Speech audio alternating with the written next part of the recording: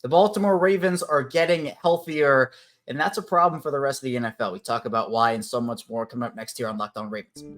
You are Locked On Ravens, your daily Baltimore Ravens podcast, part of the Locked On Podcast Network, your team every day.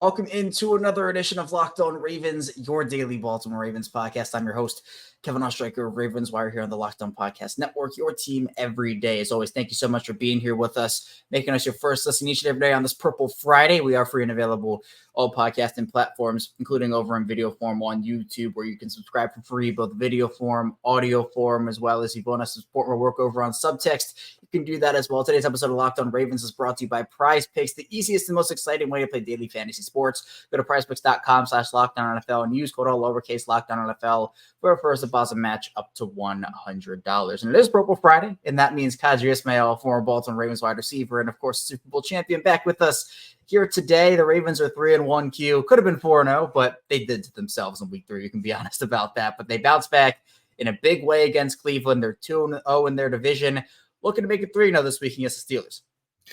How about these Ravens? I'm just sitting back and enjoying the ride. Like, everything that, needed to happen in Cleveland happened in Cleveland. What we saw as far as the consistency and the dominance, we knew, obviously, Deshaun Watson not being active, putting in what is Dorian Thompson-Robinson, DTR. He literally was just like a deer in the headlights. And that's what you kind of expect from, a young rookie quarterback who just talking about a great defense you got to face, and he had to face it. And then at the same time, when you look at, I think, the bigger picture, which was, how is this offense going to respond, and could they respond the right way against a challenging defense that was fast, flying around, didn't give up touchdowns. You had all the big name stars on their side of the ball. You had guys that were banged up on the offensive line on our side of the ball, and yet the bottom line was they got it done. And so hats off to John Harbaugh and his coaching staff for getting this team ready to play. Yeah, well, 100%. And as we've talked about, Q, part of the thing that's most impressive about the Ravens is the fact that they're doing this without a lot of their key guys in. Obviously, you still have Lamar Jackson and Mark Andrews, and you can talk about those guys, but they haven't had Odell Beckham, and Rashad Bateman missed last week. Marlon Humphrey hasn't played the whole year. Marcus Williams. And the Ravens are getting healthier, which in my opinion, at least, is a problem for the rest of the NFL, because they are in a spot where they're 3-1 and they're still getting reinforcements back. We saw Gus Edwards come back last week. Tyler Linderbaum comes back as well to play the center position. But the injury report from Thursday was very encouraging. Well, Wednesday, it was great. It was a great day on Wednesday because all these guys came back, but you have Rashad Bateman, 2 straight full practices. Odell Beckham returns. He's limited 2 times. Marlon Humphrey comes back. He's also limited twice. Morgan Moses didn't practice on Wednesday, but he was back on Thursday in a limited session. For Ronnie Stanley, 2 full practices after missing Friday. Marcus Williams, 2 full practices as well. So Friday last week for Ronnie Stanley, but Marcus Williams, after practicing in full for the last 2 days of last week, full both days this week. So for the Ravens, only Odafe Owe and Darryl Worley are not practicing outside of the IR guys, obviously. But what do you kind of make of this? Do you feel like the Ravens should be able to get Stanley, Williams, Odell, Rashad Bateman back, with maybe Marlon Humphrey and Moses being the toss-ups? Or who do you expect to suit up for the Ravens this weekend if they can continue their practices on Friday? Yeah, I think what you just said as far as the word F-U-L-L, full, the fact that you got full practice in and you got multiple days from a full practice aspect, that speaks an awful lot as far as guys feeling confident, feeling comfortable, feeling like they can, test themselves and see where they stand as far as the injuries and some of the things that they've been dealing with. I really like Ronnie Stanley, the fact that this is the guy who, had the devastating knee, an ankle injury. He took it really slow. Now he's like, hey, I'm very cautious. So for the fact that he came back full says an awful lot. I like the fact that Marlon Humphreys was out there. Now, I think he can play, but I could see where they have a little bit more caution to the wind, as you would say. Why? Because simply put, this defense it is flying around, it's playing tremendous, and you're going up against an offense, even though it's a rival game, but you're going up against an offense that's really struggling to find its identity. I don't know if I would necessarily, if I didn't have to play him, and I felt really good about Stevens and company, the other guys that have been kind of filling in for him, then I would say, hey, give it another rest, give it an opportunity, because we got to fly across the pond, then we got to come back and play up against a very good Detroit Lions ball club. So a lot of good football, kind of like in that middle part of the season, where that's where you start jockeying for a position for playoffs. The Bateman thing, to me, he's playing. Let's just say it. Whereas Odell, I think they can put him on more of a pitch count and be kind of like in that Marlon Humphreys, where we want you healthy in the middle, later part of the season. And who else did I forget to mention? Marcus Williams. Marcus Williams is probably saying to himself, whoa. I'm the interception king. Geno Stone, bro, what you doing, Kyle Hamilton? You can't be playing all worlds safety and just being dynamic as a slot, as a rush, you intercepting balls for the first time with whoa. I'm the man. So I think he's going to play too. Yeah, I think most of those guys should be able to suit up, hopefully at least. But for Marlon's situation, Q, it's the fact that he hasn't practiced in a while. He's just getting back into the swing of things now. He hasn't played all season. Do you think with that type of injury, the foot issue, does he need a bit more of a ramp-up period to maybe what we saw last week with Marcus Williams, where Williams came back to practice, but they held him out in week 4? Do you think maybe they hold Marlon out in week 5? You kind of talked about, well, if you trust Stevens, you trust those other guys. I think, to me, out of the guys who returned, not named Morgan Moses, Humphrey has the least likely shot of playing. But Marlon's a different animal, so at this point, I don't really know what to expect from him.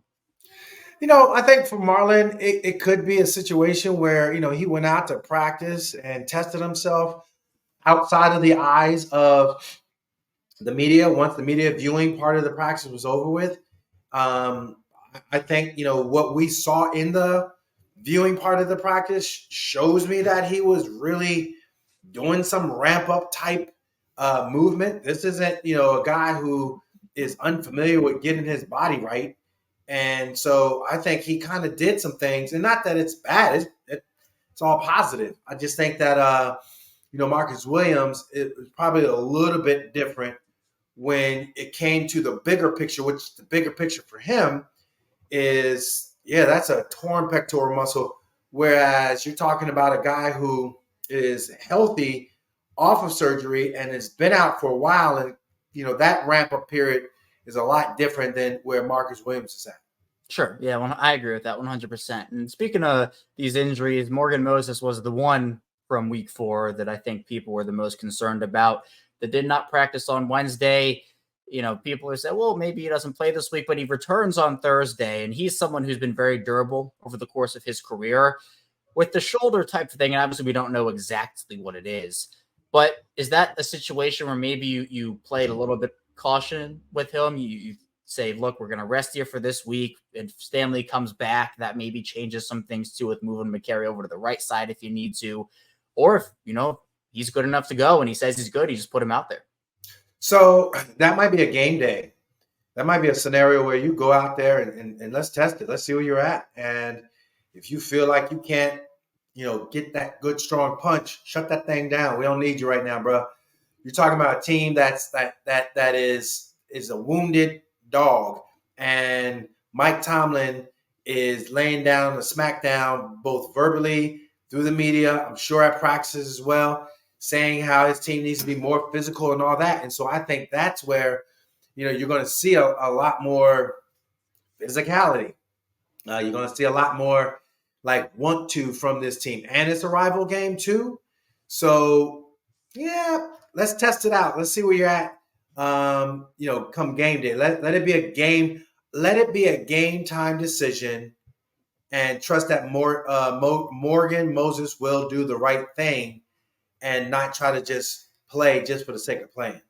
Right. That's a good point. And let's continue our conversation from last week, Hugh, where we talked about the pass rush a little bit with them signing Van Noy and having Clowney in there. With the status of Odafe Owe and David Ajabo, John Harbaugh saying Ajabo has to make a decision probably in the coming days about his injury situation, and there are questions about whether he could even suit up again this season, which would be super unfortunate for a guy that I think has so much potential. But Odafe Owe, he's one of those guys that does not practice so far, both Wednesday and Thursday. Do you feel like there's any concern with you about what Owe's injury is and kind of the timeline that he's on to come back and help the team out?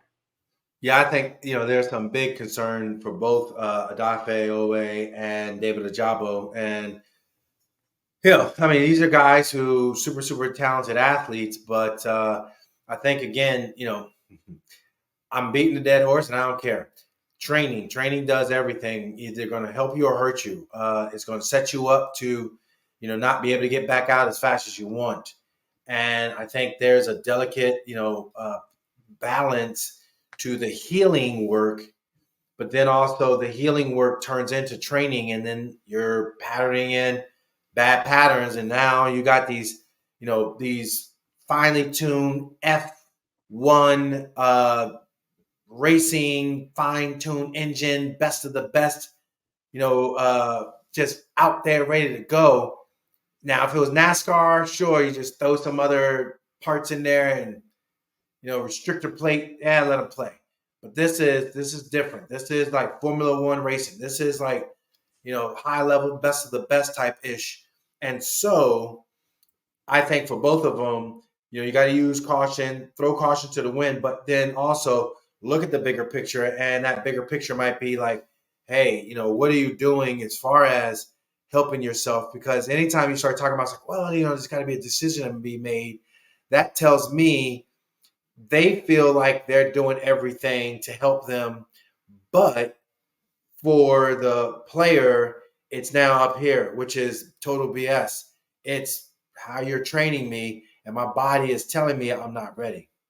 Yeah, and I think the bigger picture aspect of this has been a really big staple for the Ravens over the past couple of seasons, especially because they want to make sure those guys are 100% or as close to 100% as they can get. But even, it's not just bigger picture for this season, it's bigger picture long-term for careers.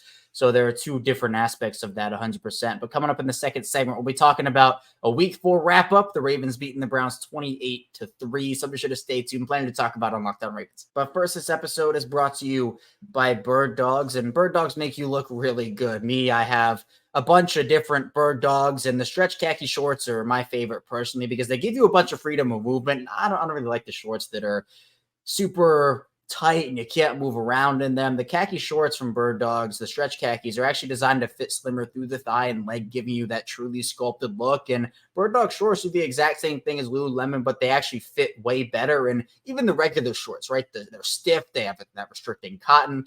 The Bird Dogs, they fixed that issue. They've invented this cloud knit fabric, which is really cool. It looks just like khaki, but stretches so you get a way slimmer fit without having to sacrifice movement. And Bird Dogs also uses anti-stink, sweat wicking fabric that keeps you cool and dry all day long. And Bird Dogs also, I've worn them out a ton. They're functional for any occasion, whether you want to go do a round of golf or go on a date. If you go on an evening out, go to the pool, workout, lounging work. I've used them again in so many different areas.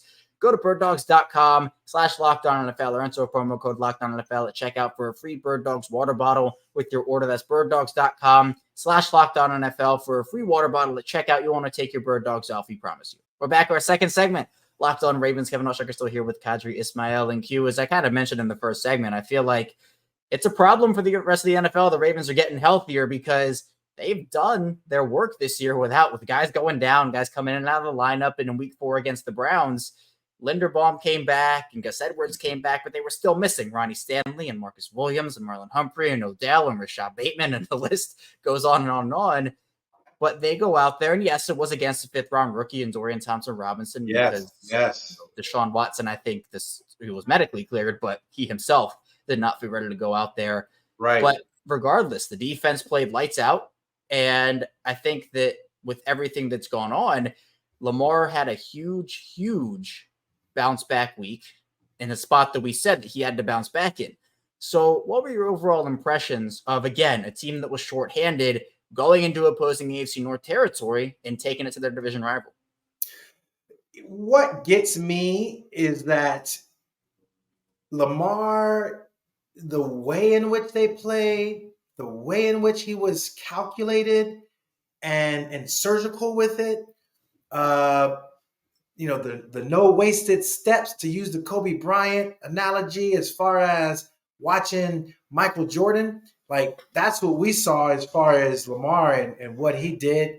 The way he ran the football, the way he was throwing, like just dimes, like beautiful. I loved how Todd Monken set him up with good play calling and allow him just to function in the offense. So I think, ultimately, when you look at that game, we were saying, hey, when are you going to be able to have the fullness of the offense at your disposal and be comfortable with it? I think that's where, yes, we're seeing it in full-fledged display against the Cleveland Browns on the road in a hostile environment after, really just laying an egg at home. And so then that's a mental gut check. How can we, use this as something good and then go over here and produce what they produced? I just, my God, man, that touchdown throw he had to Mark Andrews. I mean, I saw it was like just the tightest of windows and the beautiful touch of it. Nelson Aguilar, oh my goodness. I mean, what in the name of Chris Carter, Odell Beckham Jr., Brandon Lloyd, can we just call upon magical, amazing one-hand catch feet type thing? Because that throw was amazing too. Like he was just throwing it. And then I think the way in which Todd Monken with the jet sweep action, you could just see where Zay Flowers, like they had this jet sweep going on, and like the influence of the Cleveland Browns defense was just like, whoa, he took 4 guys out of the play instantaneously. And Lamar is just smiling like, it's going to be one of the easiest touchdowns I have. So I just think that, the fullness of that game for the offense that was, like you said, was not at full strength. Patrick McCary and company, they had their hands full with Myles Garrett. No question about it. I mean, that guy's arguably in the discussion of Defensive Player of the Year every year. And so I think the way they handled it, the way they played, their red zone production, all that, like it speaks volumes to what I think can be a good look ahead.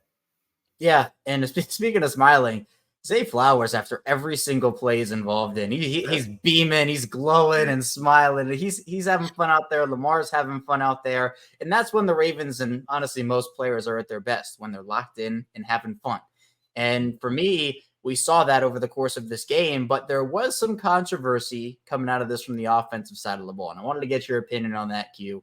Because in the second half, the Ravens got rather conservative with their play calling. I think just trying to run the clock out and get out of there as healthy as they could get. But there was time and score. Exactly. So my point is that, look, Dorian Thompson-Robinson, I like him as a prospect and someone who in the next few years can develop into, I think, a solid quarterback at this level.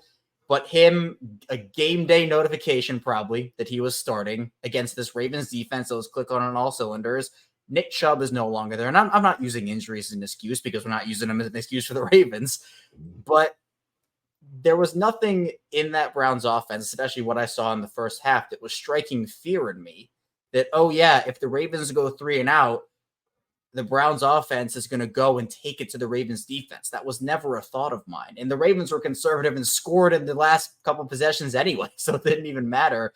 What do you kind of say about the controversy of Todd Monken's second half play calling compared to what he did in the first? I say, like, okay, who cares? Like, they won. And again, you look at the totality of, it's called complementary football. Complementary football is, all right, I know what my defense is doing. I can't do things to hurt my defense. All right, I know what my offense is doing. I know I can't put my offense in harm's way. All right, we know what we got to do as far as covering the different kicks if we're special teams. We can't give them a short field, and we got to make our field goals and all the things. So that's complementary football, all three phases of the game. That's not cliche. That is reality. And I think that's what was on display in the second half. You got a rookie quarterback that, if we don't play complementary football, sure, he's going to beat us. But if we do what we're doing and we feel like we're that type team, and Roquan Smith is leading that type team, I don't care. Let's just, move it along. At the same time, let's not play with fire. Playing with fire means that your offensive line is doing really well. But let's not be foolish and put them in a scenario where, something goes wrong. And obviously, Faalele comes to mind. Hey, oh boy, let's pump the brakes on trying to just be balls to the wall and sling it out there and throw for crazy yardage and run all over. You're trying to win the game, and I think they felt like the game was well in hand. Let's not bite ourselves. Yeah, I think that if the Browns offense started to click against the Ravens defense and, they scored maybe even a touchdown, there would have been a bit more urgency. But the defense, again, 2.6 yards per play given up to the Browns, 1.8 yards per pass. There was nothing that they were doing that probably told them, yeah, we need to, start airing the ball out and scoring more points. They just wanted to get out of there healthy and get out of there as fast as they could and drain that clock down. And sure, it resulted in some 3 and outs. And I think game script is not going to say, yeah, they're going to be up 21-3 at halftime with, no I don't want to say competent offense, but it wasn't a great offensive day for the Browns. So I think for me, the play calling was fine. I get it, but we're not going to see that every week. It's going to be a more consistent play calling effort from Todd Monken because the game script is not going to be what it was against Cleveland every single week for him. Coming up in the final part of the show, we'll transition into week 5, talking about Steelers week for this Ravens team. Always a big one in Baltimore, so be sure to stay tuned. Plenty to talk about on Locked On Ravens. But first, this episode is brought to you by PrizePicks. And PrizePicks, if you're looking for daily fantasy sports, they have everything over there for you. PrizePicks is the most fun so many have had, winning up to 25 times their money this football season. All you have to do is select 2 or more players, pick more or less on their projected stats, and place your entry. And PrizePicks is super simple to play too. You can make your picks over there and submit your entry in less than 60 seconds. And this week on PrizePicks, maybe you want to select Lamar Jackson going for more than his yard total, or maybe Zay Flowers. Maybe he'll score his first career touchdown. You want to go for more on the Zay Flowers touchdowns against the Pittsburgh Steelers. They have a bunch. Even Odell, if he comes back, he could go for more than his projected yard total. PrizePicks offers weekly promotions that can lead to big payouts like Taco Tuesday. Each Tuesday, PrizePicks discounts like player projections of 25% to provide even more value. With the PrizePicks reboot policy, your entries stay in play even if one of your players gets injured. For NFL games and college football top 25 matchups, if you have a player who exits the game in the first, has not returned in the second, that player is rebooted. PrizePicks is the only daily fantasy sports platform with injury insurance. Go to prizepicks.com/LockedOnNFL and use code LockedOnNFL for a first deposit match up to $100. That's prizepicks.com/LockedOnNFL and use code LockedOnNFL for a first deposit match up to $100. PrizePicks, daily fantasy sports made easy. We are back rounding out Locked On Ravens with Qadry Ismail. I am Kevin Ostreicher. And Q, I always ask you about Steelers week because obviously you have a different perspective on it because you were a player, played for the Ravens, and got to experience going up to Pittsburgh, playing the Steelers at the former Heinz Field, now Acrisure Stadium, firsthand. So I want to get your perspective on just what Steelers week means for the organization, for the players, for the coaches, and the preparation that goes into it. Is it any different, the facility, the mood at the facility compared to other weeks? It is, and the one thing that comes to mind is the legacy. It's the guys as far as like the new players trying to establish themselves. It's recognizing the historical nature of both organizations, but then also recognizing you're not a Raven until you played and beat the Pittsburgh Steelers. And so I think ultimately this is that game that you just circle on your calendar. I've had them in high school. I've had them in college.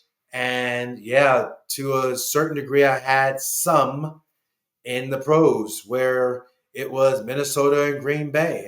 And like the fan base was just different that entire week, both at Green Bay and in the Metrodome, which is no longer. When you look at here, it was the Tennessee Titans. It was the Jacksonville Jaguars. And that AFC Central was no joke. I think this rival game, just the way in which the tight scores and the close games and the vicious hits like that, to me, really just speaks to the blue collar nature of both cities, the unyielding nature and commitment to excellence to both head coaches. I just think that this is really cool week to be in. Like, I like smack talk sort of, but I love smack talk when it comes to my friends who are Steeler fans. And we got them, and they just be tripping, and they think that they all that. And then all of a sudden you're looking like, oh, the Houston Texans whooped up on y'all? Did CJ Stroud get sacked? No, he didn't. No, he didn't get sacked. So that means y'all suck. Okay, they put up 30 on you. Yeah. And y'all offense in?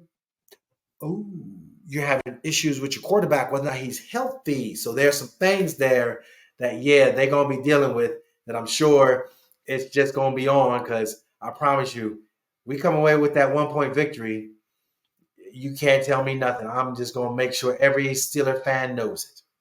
It's a little sweeter when it comes against the Steelers. I'll definitely tell you that. But I think it's so interesting, Q, because the rivalry has evolved. Like, you can go back to the days, very early on, and even with the, Ben versus Joe Flacco and Troy Polamalu's and Hines Ward's, Ed Reed's, right, all those guys. But we're not in that era anymore. And this is a different type of era in this rivalry because Lamar's only played 3 games against him as a starter. And it's fair to say, in fact, I think it's a fact that Lamar struggled the most out of any team in his career against the Steelers team. But from your perspective, how has the rivalry kind of evolved over the past decade, 2 decades or so? Yeah, I mean, I think it was player-led with like I said, the vicious hits, whether it be Hines Ward on Ed Reed or, Haloti Ngata on Ben Roethlisberger, the close games. I mean, there were times where both teams were just amazing and the other team sucked and it didn't matter. And then you wind up coming away with a victory. I remember when I think it was the 2015 season where they got swept and the Ravens swept them and the Ravens still sucked, but I didn't care. I was like, yes, this is bragging rights. So there's a lot when it comes to Steelers week that makes this so sweet.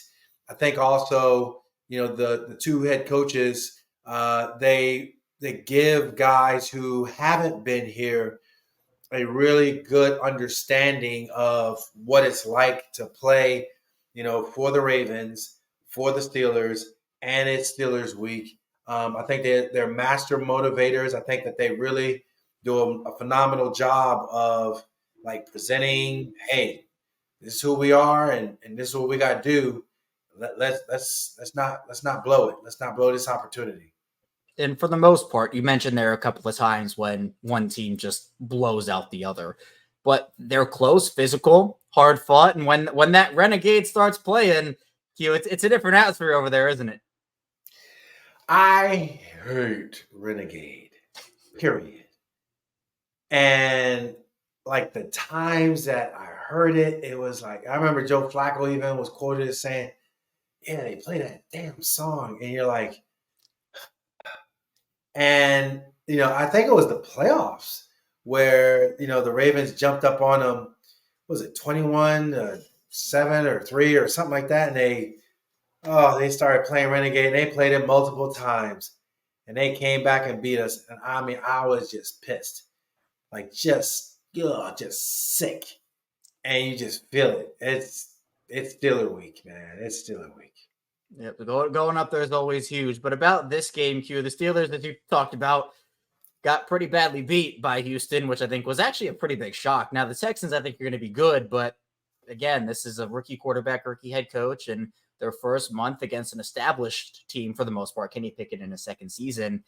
But the Steelers rank in the 20s in offense, defense, both ways, rushing and passing. Now they have TJ Watt, they have Alex Highsmith, Minka Fitzpatrick. On the offensive side of the ball, Najee Harris, I think is Steelers fans at least are not happy with the production they've gotten from him so far. Deontay Johnson on IR, George Pickens has been kind of the guy for them.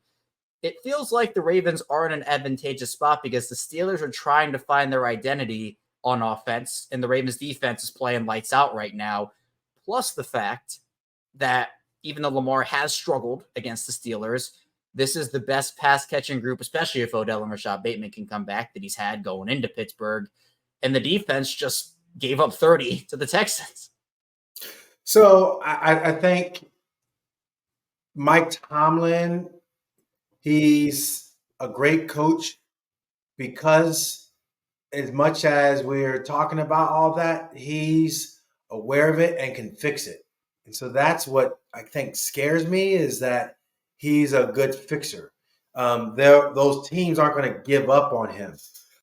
So when you look at, what I think Canada, the offensive coordinator, is going through, you listen to the pundits over there in Pittsburgh, they're like, oh, we're not, running the ball the way we need to, but yet in the third quarter, they find a way to be successful with it, and then they abandon it. But I think for Najee Harris, that's his thing. He's like, man, you need to be consistent with me, get me in the flow. And I'm hoping that, this Ravens defense doesn't get him in the flow, stifles him, and it forces them to be one-dimensional. If you do that, then I think that you're going to, see a huge difference, as far as the outcome of the game. And Pittsburgh has blown out Baltimore. Baltimore has blown out Pittsburgh.